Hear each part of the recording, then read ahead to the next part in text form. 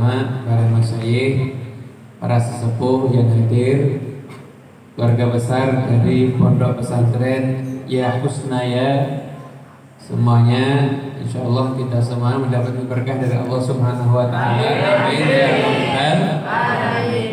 Lo duduknya mau maju nggak apa-apa loh. Monggo maju aja. Kok jaraknya jauh banget ya. Insya Allah saya tidak terjangkit virus corona, jadi jangan takut. Maju apa?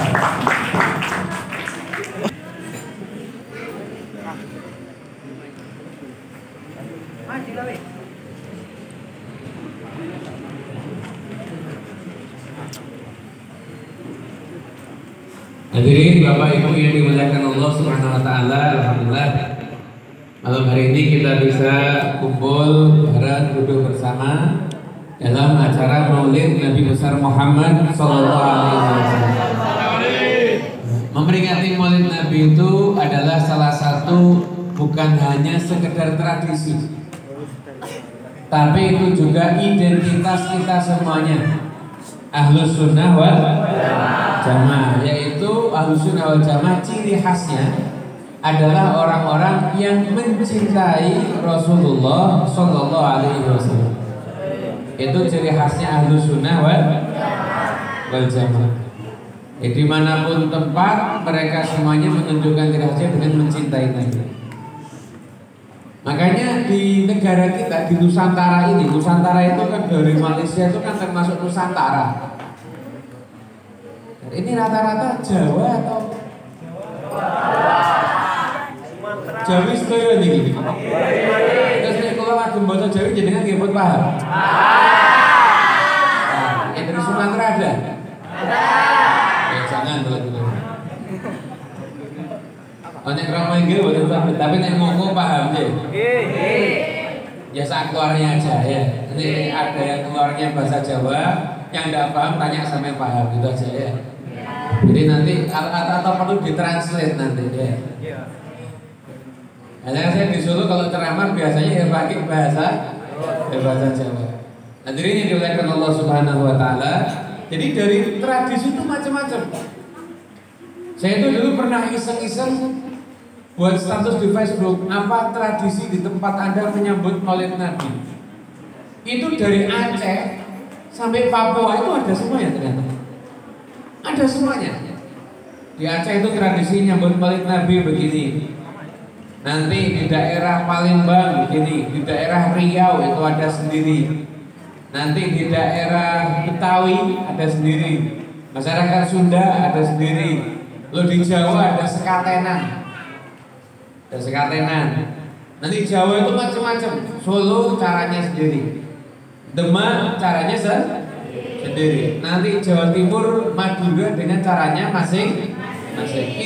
Intinya kita semuanya ini dididik untuk mencintai Rasulullah SAW, mengagungkan Nabi Muhammad SAW.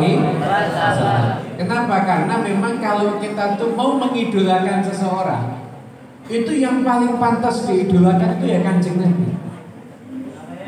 Kalau kita itu mau meneliti kehidupan seseorang, yang paling pantas diteliti kehidupannya itu Rasulullah SAW. Kehidupan Nabi itu luar biasa. Jadi kan lihat kehidupan Nabi dari lahir sampai beliau itu wafat. Karena Kanjeng Nabi itu tidak boleh dibilang meninggal dunia. Ya meninggal dunia boleh, mati tidak boleh. Jadi bilang Rasulullah mati tidak boleh. Rasulullah itu dibilang boleh wafat boleh.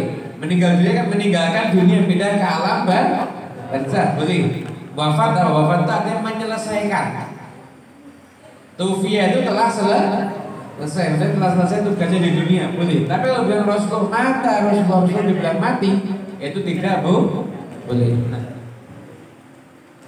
Jadi dari Kanjeng Nabi itu lahir sampai Kanjeng Nabi itu wafat, setiap kehidupannya itu bisa menjadi pelajaran untuk kehidupan kita semuanya. Dari setiap detik kehidupan Kanjeng Nabi Muhammad itu adalah pelajaran untuk kehidupan kita. Untuk para ulama sudah menyatakan begini. Para ulama itu bahas proses kelahirannya Kanjeng Nabi. itu ada siapa saja perempuan yang ada di sana. Ternyata dalam proses kelahirannya Kanjeng Nabi itu yang ada di sana ada 4 orang perempuan yang membantu persalinannya Kanjeng Nabi Muhammad. Di situ ada Thuwaibah, di situ ada namanya Syafa, di situ ada namanya Ummu Aiman, di situ ada Thuwaibah, Syafa, Ummu Aiman, lagi namanya Fatimah. Ada 4 perempuan. Subhanallah, 4 perempuan ini diteliti sama para ulama ahli sejarah. Semua yang membantu proses kelahirannya Kanjeng Nabi itu langsung hidupnya berubah jadi berkah. Ummu Aiman itu asalnya dia itu budak, bantu kelahirannya Kanjeng Nabi. Beliau itu akhirnya dinikahkan sama Nabi dengan sahabat Zaid, bahkan punya anak namanya Usama bin Zaid, julukannya Hibbu Rasulillah, kecintaan Rasulullah. Usama bin Zaid itu adalah panglima perang yang termuda yang ditunjuk oleh Kanjeng Nabi Muhammad dalam sejarah Islam. Apa rahasia hebatnya? Ibunya ternyata membantu kelahiran Kanjeng Nabi Muhammad. Ada lagi Fatimah. Fatimah itu punya anak namanya Utsman. Utsman anaknya Fatimah ini seseorang yang ditunjuk jadi imam sama Nabi. Datang Utsman ini sama Nabi tunjuk, kamu jadi imam. Utsman bilang, ya Rasulullah, itu di hati saya masih bergejolak, kadang was-was, kadang takut. Gimana ini kalau saya jadi imam?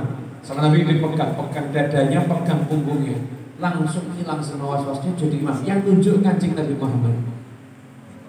Dan bisa bayangin kalau ada di Batam satu imam masjid yang nunjuk semua kiai di Batam sepakat imam masjidnya harus Bapak Fulan. Ini kira-kira Bapak Fulan ini hebat apa enggak? Hebat apa? Yang nunjuk kiai sebatam.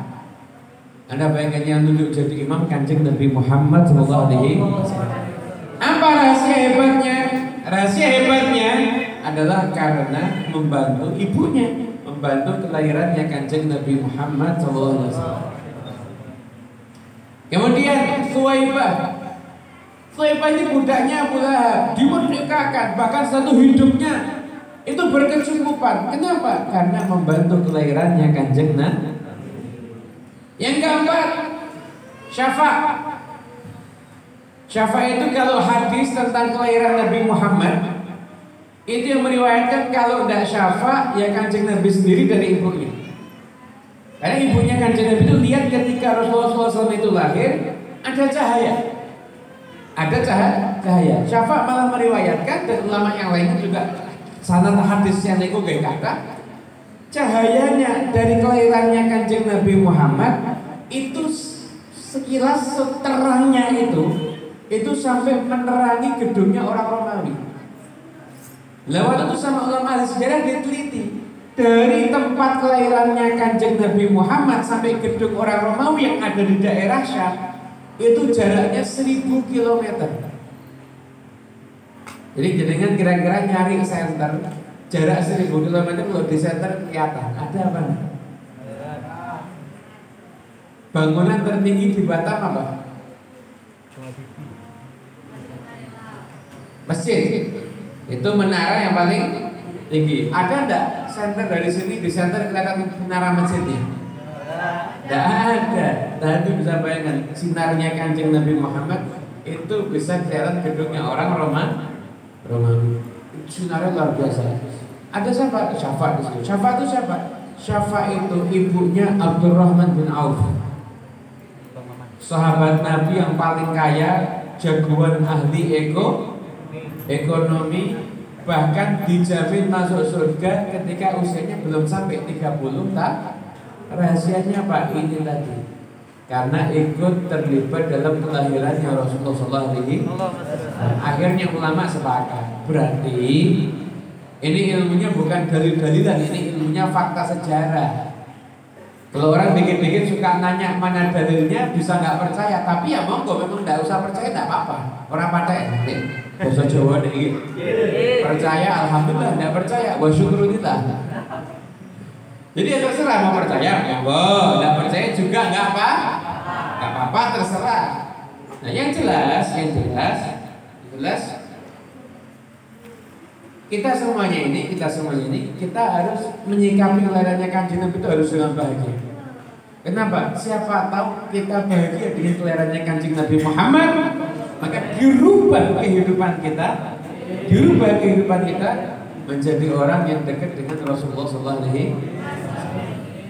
Hidup kita jadi lebih baik. Caranya gembira dengan kelahirannya Kanjeng Nabi gimana? Apa harus maulidan? Enggak. Silahkan dengan apa yang Anda bisa. Saya tuh suruh buat maulid ya bingung, saya tuh biasanya cuma hadir. Monggo, saya memperingati hari kelahirannya Kanjeng Nabi dengan banyak hadir maulid, silahkan. Habib saya tuh punyanya WhatsApp. Saya memperingati hari kelahirannya Kanjeng Nabi dengan nge-share semua berita tentang Nabi Muhammad. Boleh. Saya tuh kan punya teman ngaji.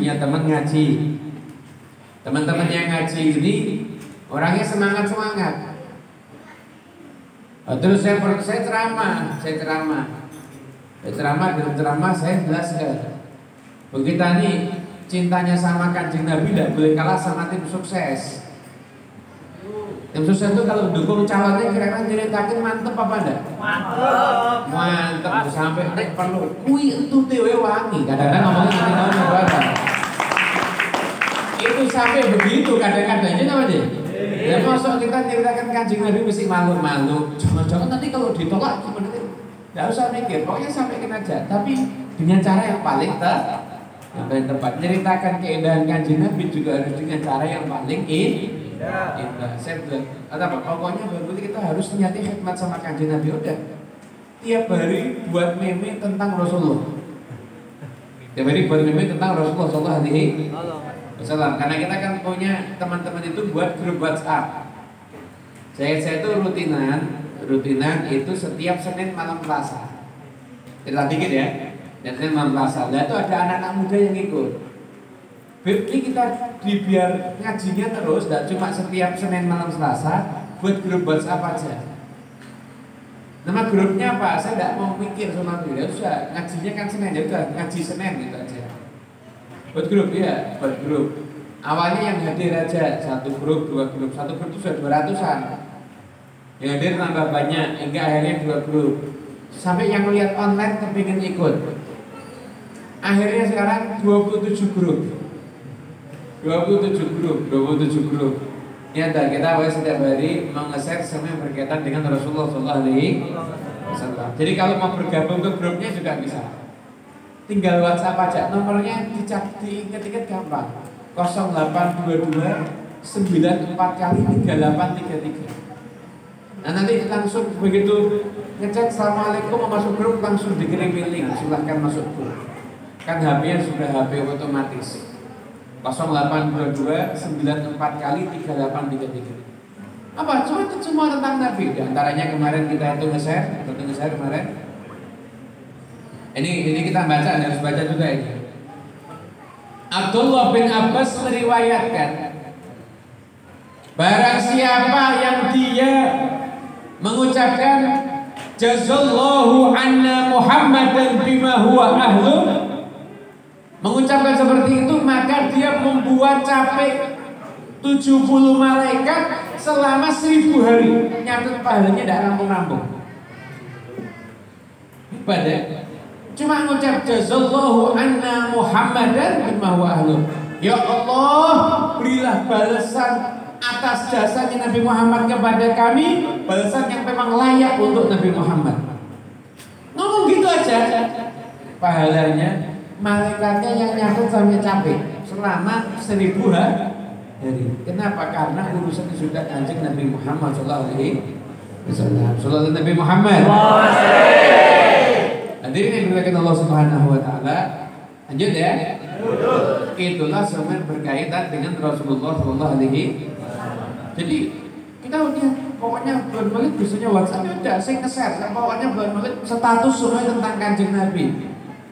Gak ada status tentang pilkada, lupakan dulu. Nanti pilkada urusannya mengkemawah. Nanti aja. Urusan semua tentang Kanjeng Nabi, boleh silakan. Santri mau hormat Kanjeng Nabi bulan Maulid bisa. Caranya apapun yang bisa. Beb.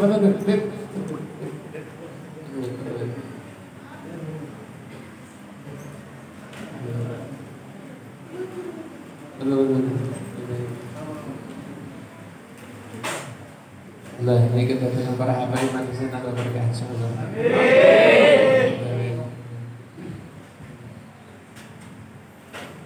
Jadi santri mau bulan Maulid masuk bulan Maulid mau nyambut Kanjeng Nabi boleh dengan apa? Dengan caranya santri. Udah bisa ngaji kitab kuning semuanya kan? Alhamdulillah. Udah bisa kan? Ini fa'il, ini maf'ul, harus bisa itu. Santri kok. Fa'il maf'ul sudah bisa ngaji kitab kuning juga. Selama bulan Maulid saya mau baca khatam kitab semua yang berhubungan dengan Rasulullah SAW. Karena ilmu tentang Kanjeng Nabi itu tidak habis dibahas. Ilmu tentang Rasulullah itu ada 5 ilmu. Setidaknya ada 5 ilmu. Ini selain hadis tuh ya, hadis beda lagi. Ilmu tentang Nabi itu ada 5 macam. Ini pribadi Nabi. Ada namanya ilmu kalau perjalanan hidup Nabi, namanya sirah atau tarikh. Itu dari lahirnya, itu perjalanan aja. Nabi Muhammad lahir di sini, peristiwa kelahirannya begini, bayinya begini, umur sekian begini, nanti umur 35 tahun mendamaikan sekelompok Arab, orang-orang Arab yang mau berselisih karena rebutan naruh Hajar Aswad, damai karena Kanjeng Nabi Muhammad SAW. Nanti itu perjalanan umur sampai selesai. Namanya itu ilmu sejarah Nabi. Paling populer sirah itu Ibnu Hisham. Ibnu Hisham itu yang paling populer. Yang modern itu karyanya Syekh Said Ramdhan Al-Buti, Fiqhus Sirah. Fiqhus Sirah itu yang modern, yang paling bagus. Fiqhus Sirah itu Syekh Said Ramdhan Al-Buti itu ulama. Kok mundur kenapa? Agak maju enggak, Pak? Agak maju. Kenapa?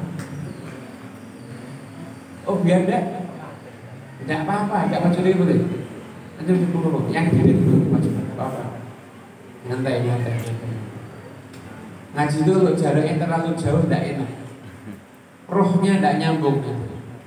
Nanti yang satu ke masyarakat, satunya ke maghrib. Tidak apa-apa, maju boleh. Kalau perlu duduk di sini boleh. Yang penting jangan minta pangku saya, jangan. Minta pangku saya tidak boleh. Sallallahu Nabi Muhammad. Jadi ada namanya kitab fikih sirah Syekh Said Ramdhan Al-Buti. Itu isinya. Saya memang lagi mengkaji itu, lagi sering baca itu. Itu isinya luar biasa. Jadi beliau karena ulama modernnya itu beliau dari awal itu kitab sirahnya kalau orang belajar kita kan kita cuma baca. Ini diajak mikir. Kenapa Nabi Muhammad itu dipilihkan oleh Allah, diutusnya di Arab? Kenapa Nabi Muhammad tidak diutus misalkan ya di India? Kenapa Nabi Muhammad tidak diutus di Amerika? Kenapa Nabi Muhammad tidak diutus di Vietnam? Kenapa kok dipilih ada di Arab? Itu karena secara unsur geografi itu letak bumi itu tengah itu ada di Ka'bah. Berarti Nabi Muhammad paling tepat diutusnya itu di Jazirah Arab. Tepat melebarkan dakwahnya nanti sempurna ke utara, timur, barat, selatan itu enggak repot. Itu kalau sudah ada di Arab. Satu. Yang kedua, Arab di masa itu memang jahiliyah. Tapi selain daerah Arab itu lebih jahiliyah lagi.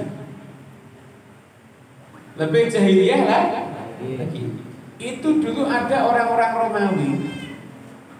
Itu dulu ngakunya punya kitab suci mereka.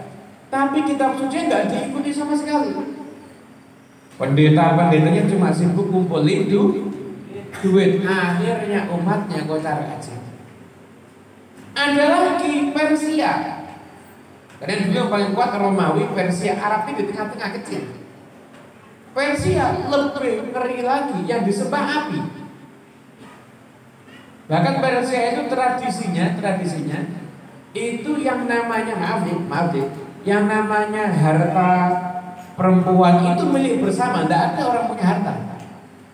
Jadi di Persia itu kalau jenengan beli mobil itu yang bisa pakai orang satu kampung. Akhirnya apa? Yang kuat mengalahkan yang lemah. Bahkan di Persia itu tradisinya dianggap suatu kebanggaan kalau ada orang itu bisa menikahi ibu kandungnya sendiri. Anda bayangkan itu dunia seperti itu gitu kan. Bahkan rajanya ada yang menikahi putri kandungnya sendiri. Tidak masuk akal ya. Anda bisa bayangkan dunia itu sudah rusak seperti itu. Jahiliyah Arab, jahiliyah juga. Kenapa mereka punya problem orang Arab? Kenapa suka ngubur anak perempuannya hidup? Tapi motivasinya karena takutnya anak perempuan saya kalau gede dilecehkan, kan saya sakit hati dulu, saya kubur hidup dari kecil. Nah dari semua jahiliyah yang ada, yang paling kecil madaratnya ketika itu adalah Arab dipilihkan sama Nabi, dipilihkan Allah Nabi Muhammad di situ. Dan memang jiwanya orang Arab itu sekalipun jahiliyah, mereka itu harga dirinya itu kuat dan mereka setia kawannya itu kuat. Kenapa? Karena Allah tahu nanti mereka inilah yang akan membawa Islam. Itu diterangkan oleh Syekh Sa'id Ramdhan Al-Bu. Itu julukannya Ghazali di masa sekarang ini. Yang meninggalnya di Bom tahun 2003. Beliau itu masih tengah-tengah ngajar, masjid tempat beliau ngajar itu di Bom. Semoga beliau insya Allah syahid dan kita dapat keberkahannya insya Allah. Itu kitab fikihnya ngajak mikir. Hijrah Nabi diceritakan, Kanjeng Nabi Muhammad hijrah itu sembunyi itu lewat nyisir pantai. Hijrah itu lewat nyisir pantai, lewat jalur yang nggak biasanya. Ditemani ada budanya Sayyidina Bakar Amir bin Fuhairah, penunjuk jalannya Abdullah bin Uraikid. Sempat itu bersembunyi di gua selama 3 hari 3 malam. Ketika itu seperti itu ceritakan detail. Tapi setelah itu diajak mikir, Nabi Muhammad hijrahnya sembunyi. Sayyidina Umar bin Khattab hijrahnya update status. Nabi itu hijrahnya sembunyi. Kalau Sayyidina Abu Bakar, kalau Sayyidina Umar bin Khattab hijrahnya update status. Artinya apa? Pengumuman. Sayyidina Umar itu waktu mau hijrah mengumumkan, orang Makkah, saya Umar mau hijrah. Kalian kalau mau menghalangi saya hijrah, boleh. Saya tunggu di balik bukit ini, silahkan. Tapi resiko istrimu jadi janda, anakmu jadi yatim.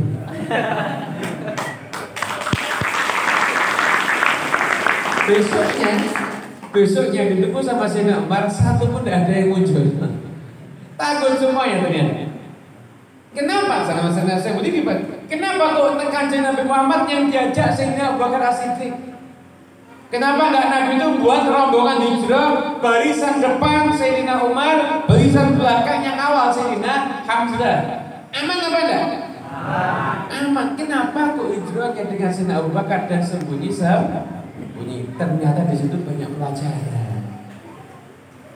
Yang pertama, Sayyidina Umar itu seorang pribadi, Umar bin Khattab sahabat mulia, tapi bukan seorang pensyariat.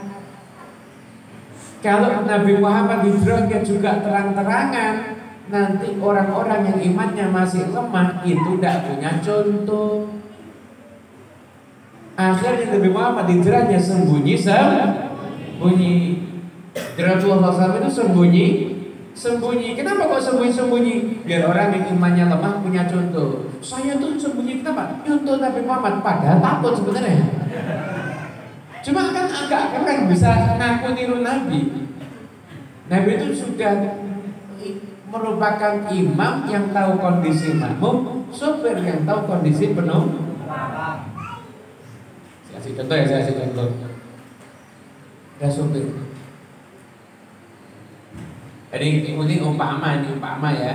Ini kalau mau kasih contoh Batam dari ujung ke ujung cuma setengah jam soalnya. Kasih contoh kurang keren ini aja lah. perjalanan dari Solo ke Surabaya. Ke Solo, Sragen, Ngawi, Nganjuk, Madiun, Nganjuk, Jombang, Mojokerto, baru Surabaya. Anggap tanpa tol aja dah. Itu kalau perjalanan tanpa tol itu kurang lebih 7 jam. 7 jam. Ada sopir tahu kondisi penumpang, jalan nyantai, jalan. Karena tahu apa? Penumpangnya macam-macam. Ada yang badannya kuat, oke. Ada yang badannya lah. Nah, udah tahu kondisi penumpang lah, jalan nyantai.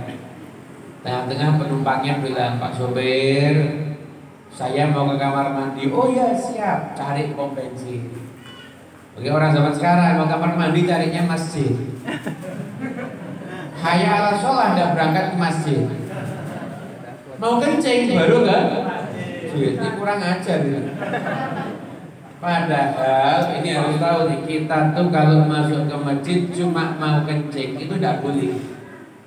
Nah, yang dipakai itu airnya terus gimana kalau mau kencing? Kalau Anda mau kencing di masjid, Anda juga harus setelah itu iktikaf dan sholat sunnah tahiyatul masjid 2 rakaat. Itu paling minimal itu. Jadi kita bukan cuma ngambil airnya masjid, tapi kita juga ikut memakmurkan masjid. Sekarang enggak, Masya Allah. Tonggonya masjid, mandinya aja di masjid. Di rumahnya enggak bayar PDAM gitu. Gara-gara mandinya ada di masjid. Meme gabah di depan masjid ya ada. Itu macam-macam dah kondisi sekarang ini. Jadi tidak bisa. Jadi penting sopirnya pak kondisi penumpang. Jalan. Mau pak sopir mau kamar mandi, mantuin pom bensin. Bayar 2.000. Ngajar. Pak sopir mau muntah, minggir bentar. Pak sopir lapar makan. 7 jam Solo Surabaya nyaman. Coba jadi sopirnya tidak tahu kondisi penumpang. Solo Surabaya ya, pokoknya tidak usah lagi mikir macam-macam. Begitu mau jalan terus tancap. Jalan terus, lampu merah, jalan terus. Pak sopir mau kencing, tidak usah kencing. Pak sopir mau muntah, tidak usah muntah. Sampai Surabaya 4 jam. Bener kan? 4 jam sampai Surabaya, cepat ini. Itu dibuka kursi belakangnya, yang 2 mati serangan jantung. Yang 3 ada yang kencing di celana. Ada yang sudah muntah. Kenapa? Tidak tahu kondisi penuh. Dan Nabi Muhammad SAW itu tahu kondisi penumpang. Nabi itu paling senang pakai siwak, tapi Nabi itu mau merintahkan pakai siwak itu mikir kenapa? Takut kalau wajib nanti jadinya umatnya berat. Sallallahu Nabi Muhammad. Itu namanya kehidupan Rasulullah SAW. Kemudian setelah itu Rasulullah SAW, kenapa kalau hijrahnya itu tidak ngajak Sayyidina Bakar dan Sayyidina tidak ngajak Sayyidina Umar? Karena itu, jadi biar yang umatnya bisa nih. Yang kedua, ketika ngajak Sayyidina Abu Bakar As-Siddiq, benar-benar Nabi Muhammad itu hanya mengharapkan pertolongan kepada Allah Subhanahu. Ketika ini orang kafir itu buahnya itu posisinya agak menjorok begini, itu apa ada fotonya? Itu ketika orang kafir itu lihat, itu ketika lihat gua, itu kalau mereka lihat kakinya aja bisa tahu kelihatan Nabi Muhammad dan Sayyidina Abu Bakar As-Siddiq. Sayyidina Abu Bakar takut, Nabi nyantai. Kenapa? Nabi bilang, la tahzan innallaha dan sedih, Allah bersama kami. Kenapa? Ngajari Sayyidina Abu Bakar As-Siddiq, tapi berharapnya hanya kepada. Coba Allah aja Sayyidina Umar, la tahzan inna Umar ma'ana. Kan enggak keren. La tahzan inna Hamzah ma'ana. Enggak cakep. Coba la tahzan innallaha keren. Akhirnya benar dilindungi sama Allah, bisa sampai Madinah dengan selamat. Itu namanya kita fikih sirah. Jadi sirahnya ada, pelajarannya juga ada. Yang populer karya Syekh Said Ramadan Al-Buti. Kalau mau bahasa Indonesia bisa ada juga. Saya belum pernah ketemu sejarah Nabi bahasa Indonesia yang lebih bagus daripada buku sejarah Nabi yang judulnya Lentera yang diterbitkan sama Pondok Tirtoyo. Saya sudah baca, insya Allah hampir khatam. Hampir sama saya baca, itu sejarah Nabi yang paling bagus. Karena bahasa gerakannya detail, satu juga bahasanya bagus, mudah dipahami. Ya, kita ini harus belajar sejarahnya Rasulullah SAW. Semua permasalahan kehidupan kita nanti ada jawabannya dalam kehidupan Nabi Muhammad. Semua problem kehidupan kita itu ada jawabannya dalam kehidupan Nabi Muhammad SAW. Ada yang protes, Habib apapun juga. Habib utang saya banyak, ada jawabannya kalau ada yang kehidupan Nabi. Berapa banyak Nabi itu ngasih sahabat amal untuk menyelesaikan Habib saya punya problem, apa? Ngelamar ditolak. Ada nggak solusinya dalam kehidupan Nabi Muhammad? Solusi ngelamar adalah ada nggak solusinya dalam kehidupan Nabi Muhammad? Ada. Perempuan yang pertama kali dilamar sama Nabi itu bukan Khadijah. Perempuan yang pertama kali dilamar sama Nabi itu Ummu Hani binti Abu Thalib, sepupunya Nabi sendiri ketika itu. Nabi senang sama Ummu Hani. Ketika dilamar Ummu Hani, ternyata sudah keduluan orang lain. Keduluan sama orang lain. Akhirnya Nabi ngelamar Khadijah. Ketika Nabi sama Khadijah ya Nabi nggak pakai baper. Saya masih cinta pertama tidak terlupakan, tidak ada begitu. Nah, kayak orang zaman sekarang. Cinta pertama tidak terlupakan, ada cinta ditolak dukun bertindak. Nggak kayak begitu. Rasulullah SAW itu ya dilamar, ngelamar ditolak ya oke, ya udah ya ngelamar. Akhirnya begitu jodohnya Siti Khadijah. Ketika nggak salah sejarah mengatakan itu Fathul Makkah, Ummu Hani ini udah nggak punya suami, udah nggak punya suami. Nabi ngelamar lagi, diterima apa ditolak? Tolak lagi. Nabi udah Fathul Makkah, udah hebat, ditolak. Tuannya ya Rasulullah, saya ini punya anak. Kalau saya nikah sama kamu, takut anak saya tersia-siakan. Kalau saya nikah sama, kalau saya urusin anak, saya takutnya nggak menghormat kamu, akhirnya menyanyiakan kamu, akhirnya nggak jadi nikah lagi. Nggak jadi nikah lagi. Akhirnya ketika Nabi Rasul seberapa lama kemudian, Ummu Hani menyatakan siap dinikahi sama Nabi, tapi Nabi Muhammad mengatakan saya sudah tidak ada izin untuk menikah. Ada saya kalau bilang sama anak-anak muda, saya bilang ini adalah dalilnya cinta tidak harus memiliki.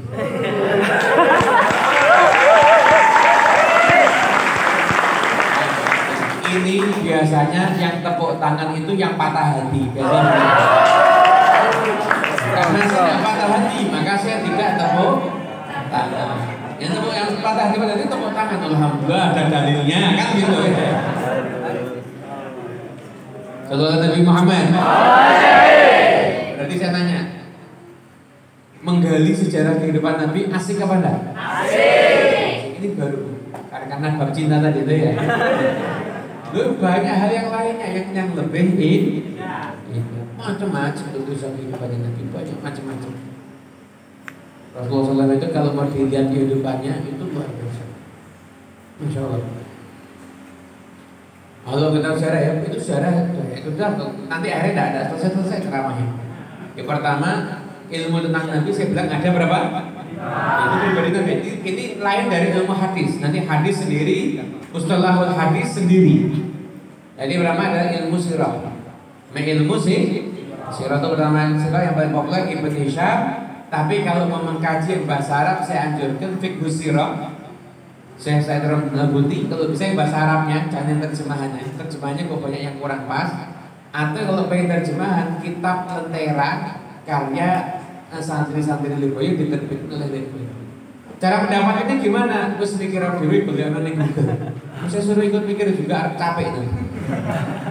Yang pertama, yang kedua ilmu sejarahnya Nabi, namanya ilmu fadhail. Fadhail itu apa? Fadhail adalah sisi kelebihan Nabi Muhammad dibandingkan Nabi yang lainnya. Jadi bahas contoh. Nabi Musa minta pengen melihat Allah. Nabi Muhammad tanpa minta diundang langsung berjumpa dengan. Kira-kira lebih bagus mana Nabi Muhammad SAW? Ya kan Nabi ilmu fadhil. Si mengupas sisi keunggulan Nabi Muhammad dibandingkan semua nabi yang namanya ilmu fadhil kedua. Yang ketiga namanya ilmu dalail. Dalail adalah bukti-bukti kenabian Rasulullah SAW. Nah itu kitabnya yang paling populer namanya kitabnya Imam Al-Baihaqi. Judulnya Dalailun Nubuwah. Dalil-dalil bukti-bukti kenabian Rasulullah SAW. Bagaimana Nabi itu Rasulullah itu pernah membelah bunda itu dibelah sama kancing Nabi. Nabi Musa kan membelah lautan ya. Rasulullah membelah bunda. Kayak orang kafir zaman Nabi, masya Allah ya. Kafirnya tuh asli, murni, memang muanya oke. Nabi itu mesti nyantai lihat. Belum pertama mereka datang, ya Muhammad, kalau kamu tuh benar, fasyuk lanal qamar firqatain, belah bulannya ini jadi dua. Tapi in fa'altum tu'minun, kalau saya lakukan kamu mau beriman, minta sama Tuhanmu. Nabi angkat tangan, dibelah-belah. Bukan cuma dibelah, itu maka di antara dua gunung. Yang kanan geser ke gunung yang kanan, yang kiri geser ke atas gunung yang kiri. Subhanallah Nabi Muhammad. Setelah itu dikembalikan lagi. Ini lihat bulan dibelah, beriman apa ada? Beriman apa ada? Tidak beriman, jangan bayangkan.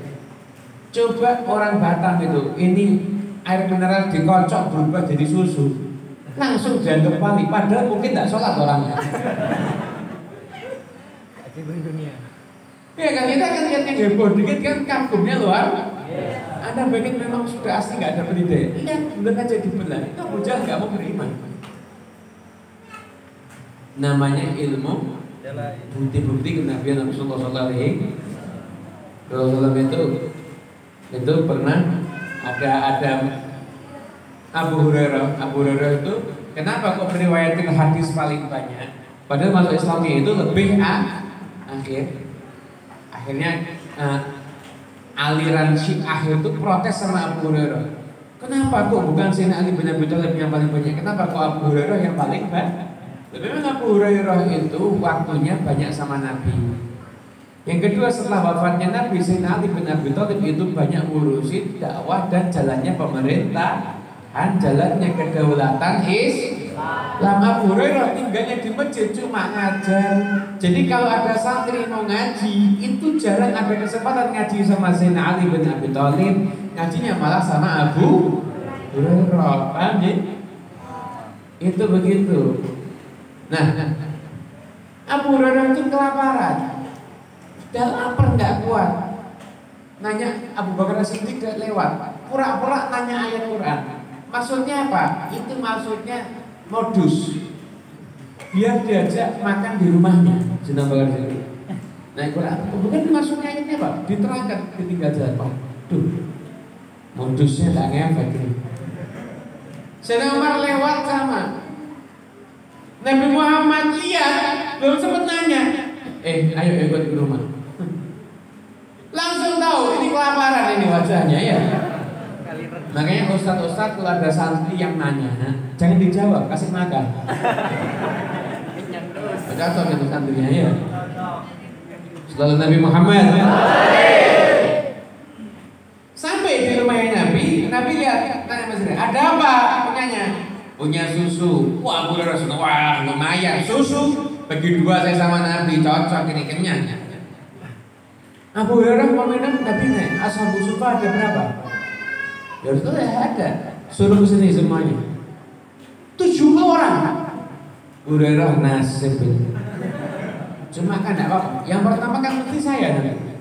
Kan saya pertama kali diajak sama Nabi. Abu Hurairah nggak boleh pertama. Suruh ngasih minuman ke semua orang yang ada.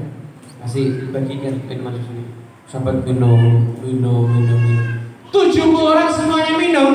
Padahal cuma wadah kecil ini, mesti sisa. Terakhir kata Nabi, Abu Hurairah sekarang kamu minum. Semua udah minum. Abu Hurairah sekarang kamu minum. minum. Benar minum dikit. Tidak berani banyak nama kesian Nabi. Takut tidak minum. Padahal udah kelaparan. Minum dikit. Nah, setelah Abu Hurairah itu minum dikit. Setelah itu dilanjutkan. Sama Nabi berani. Kasih Nabi. Kalau Nabi minum lagi. Abu Hurairah ya udah minum lagi. Kasih. Minum lagi. Yang kapan? Minum lagi. Ya Rasulullah udah tidak ada tempat di perut saya. Ya udah. Terakhir baru minum Rasulullah. Ini namanya dalailun bukti-bukti kenabian Rasulullah SAW. Ilmunya ada sendiri, Pak. Yang keempat adalah ilmu khosais, kekhususan Rasulullah SAW. Rasulullah SAW itu fisiknya nggak sama dengan kita. Nabi itu puasa ngebel kuat. Di puasa sahur, tidak pakai buka, ketemu puasa lagi sampai berapa hari itu kuat. Nah kalau saya sama jenengan diinfus, ada yang mau nyoba? Ini hari apa? Selasa. Nah, Rebu besok jenengan sahur, nanti bukanya Sabtu sore. Insya Allah kalau tidak tahlilan rumah sakit. Sakit. Tapi kalau Nabi Muhammad kuat. Kenapa? Khusus gak sama dengan khususnya Rasulullah. Di antaranya lagi nih khususnya Nabi. Itu pernah Anas bin Malik kedatangan tamu. Anas bin Malik itu kalau mungkin berkeringat ada sapu tangan usap mukanya.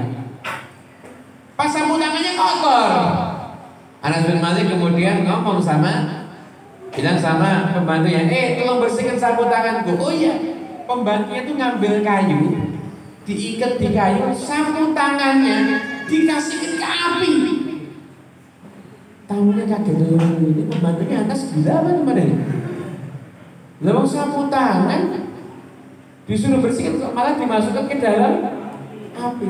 Dikeluarkan dari apa? Tidak kebakar sapu tangannya. Kaget namanya. Allah, kok bisa? Kata Anas bin Malik apa? Iya, ini sapu tangan bekas Nabi Muhammad. Tidak bisa dibakar, Mak. Ya, sampai-sampai ada ulama Al-Qastallani itu pernah menyatakan sapu tangan nempel sama jasad Nabi nggak bisa dibakar sama api. Jasad kita kalau cinta sama Nabi Muhammad nggak mempan dibakar api neraka. Kalau Nabi Muhammad. Cinta nggak sama Nabi Muhammad? Cinta apa enggak? Kemudian setelah itu namanya ilmu khosais. Khosais itu gimana? Khosais itu adalah kekhususan Rasulullah SAW. Namanya khosais. Nah kitabnya ada Imam Suyuti yang nulis tafsir Jalalain. Beliau itu mengumpulkan hadis tentang kekhususan Nabi selama 24 tahun nggak salah di Mesir. Lahirlah kitab namanya Khosaisul Kubra karya Imam Asy'ari. Nah itu sudah 4 kitab, 4 macam ilmu. Yang kelima ilmu syama'il. Syama'il itu adalah cara duduknya Nabi, cara bicaranya Nabi, bagaimana fisiknya Nabi Muhammad SAW.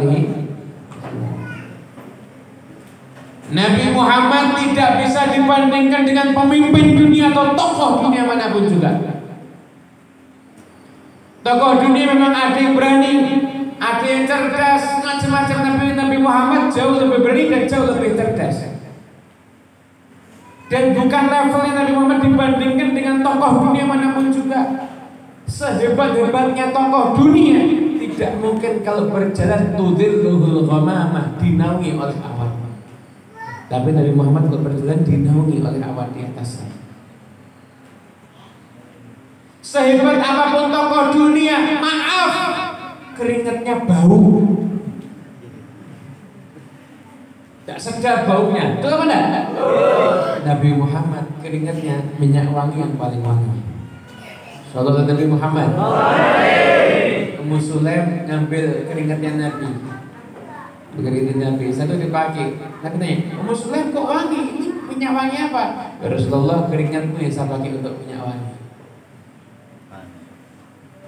Dulu ada di Madinah, ada satu di Madinah itu satu perempuan, satu keluarga ada anak perempuannya mau nikah, nggak punya apa-apa. Ya Rasulullah, kita nggak punya apa-apa. Ya udah kesini bawa botol, dibuat hiasan ya.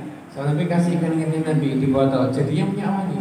Itu perempuan itu kalau udah mati punya wangi itu baunya satu kota Madinah. Sampai-sampai rumahnya dijuluki apa? Baitul Mutayyibin, rumahnya orang-orang yang wangi. Hanya karena nyimpen keringatnya Nabi. Itu keringatnya Nabi. Coba keringatnya pulau kali sampai ada. Bukan punya wangi itu, racun. Itu kalau dicampur sama kopi itu lebih mematikan dibandingkan cyanida itu. Nah itulah Nabi Syama'il. Nanti cara duduknya Nabi ada, fisiknya Nabi ada. Nabi itu badannya tegap, tegap. Rambutnya itu antara leher ini ke bawah, tidak sampai pundak, tapi di atasnya pun pundak. Kulitnya putih-putih, putih yang musyarraban bi humrah, putih kemerah-merahan.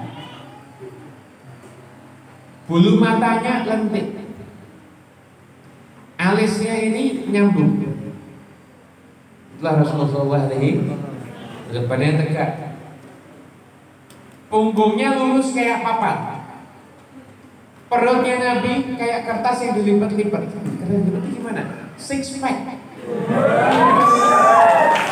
Itu perutnya Nabi Muhammad sallallahu alaihi wasallam. Jadi six pack.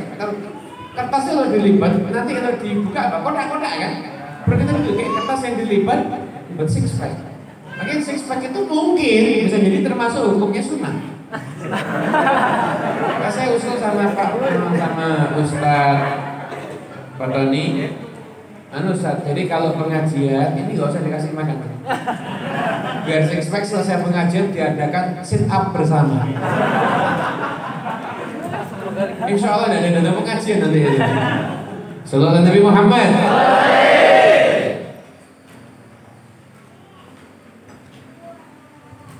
Kalau jalan ka'anna mayan hatun min sabab, kayak orang turun dari ketinggian. Jadi kalau jalannya nanjak, itu kira jalannya gimana? Lemes ya. Kalau jalannya turun gitu, tegap kan, cepat kan? Nabi Muhammad SAW itu kalau jalan kayak orang turun dari ketinggian gitu. Ada orang jalannya cepat kalah sama Nabi, padahal Nabi nyantai. Itu jalannya Rasulullah SAW. Duduknya gimana duduknya? Duduknya kalau makan juga ada. Nabi itu suka duduk, kadang duduk di bawah, kumpulnya semua orang miskin. Makanya jangan seneng kumpul sama orang kaya. Lebih enak kumpul sama orang miskin. Ini dalil untuk orang miskin yang tidak punya teman kaya ya. Kita ada dalil. Terus nasibnya dan duit konco sugih tak boleh dalil cocok gitu. Kenapa? Karena Nabi yang bersabda innama tunsoruna bidu'afaikum. Kalian itu akan dapat pertolongan karena orang-orang lemah di antara kalian. Jadi kita nih bahkan ada gitu rusakuna juga sama bidu'afaikum. Kalau ada orang lemah, orang yang dipandang sebelah mata, justru itu kita senangkan, kita tolong, kita kasih hadiah atau apalah semampu kita. Kenapa? Itu nanti sumber turunnya pertolongan Allah. Ini santri ini kan macam-macam. Ada santri yang biasanya korban dibully, iya. Digosokkan ya? Itu banyak julukannya maf'ul bih.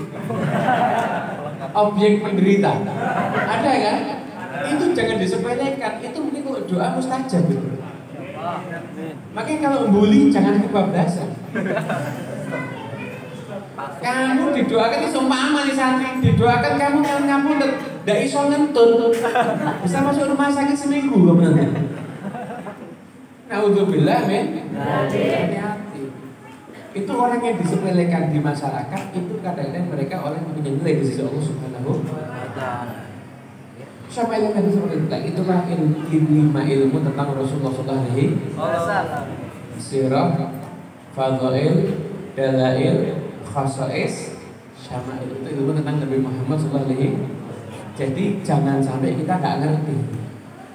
Paling nikmatnya hidup itu kalau kita hidup belajar tentang kehidupannya Kanjeng Nabi Muhammad. Itu paling enaknya hidup. Nabi itu kalau Nek dari semua sisi bagus, cerdasnya luar biasa, akalnya tuh luar biasa. Itulah kehidupan Nabi Muhammad SAW. Makanya yuk kita punya hubungan sama Nabi yuk. Yuk kita jadi orang yang punya hubungan sama Nabi.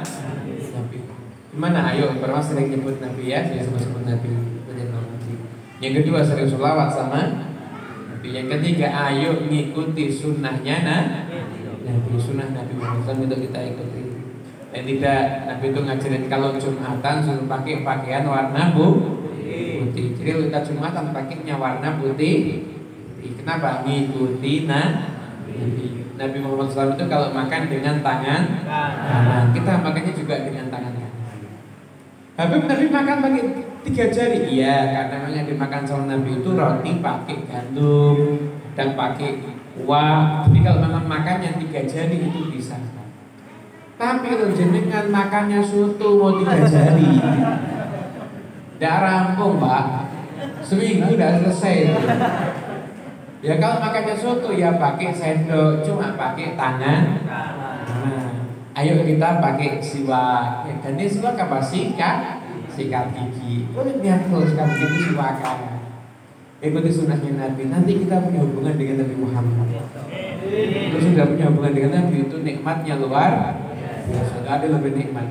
Orang yang sudah dicintai sama Nabi berarti dia dicintai sama Allah. Kalau orang sudah dicintai sama Allah, hatinya sama Allah itu disetel setelahnya bahagia dan tenang, titik. Mau dunianya runtuh, dia tidak boleh berubah, tetap bahagia dan tenang. Loh, kita kan masih momen kena corona, pusing. Mona ini pusing dan lain sebagainya. Kayaknya orang sudah cinta sama Rasulullah nyantai aja. Mau corona, tidak corona, pokoknya hidupnya bahagia. Hati setelahnya udah senang.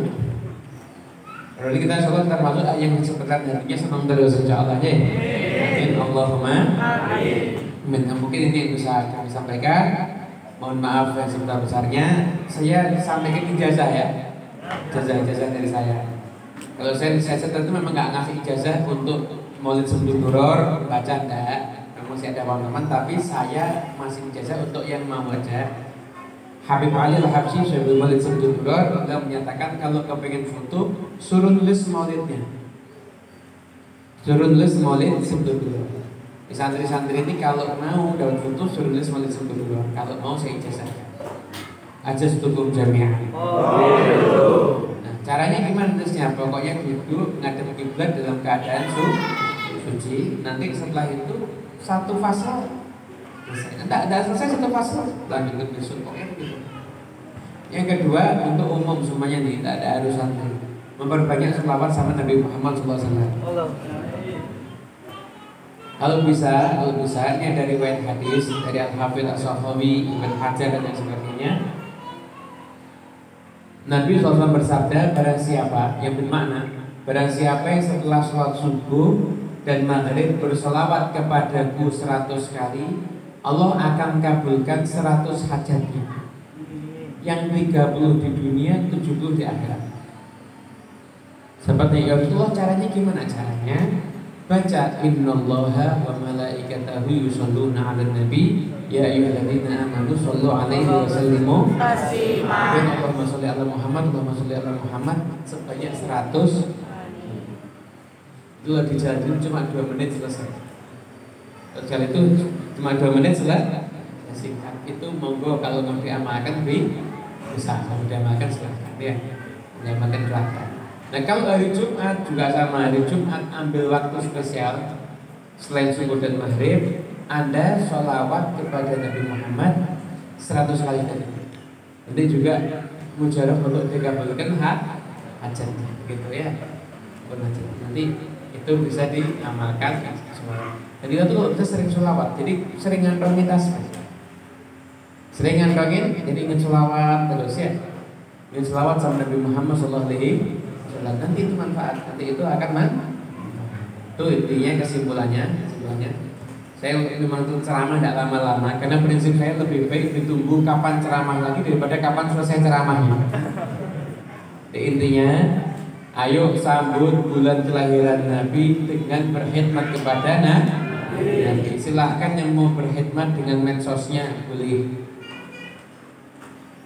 Jadi kan saya sudah yang mau nge-share tadi itu yang dari kita kirim mau gabung di WhatsApp juga bisa dari kontak adminnya tadi ya 0822 94 kali 3833 dan saya mau bergabung jangan simpel itu. Kemudian itu yang mau berjuang dengan maksudnya boleh. Untuk para santri ambil kitabnya pelajari tentang Nabi Muhammad SAW ya, jadi tentang Rasulullah SAW.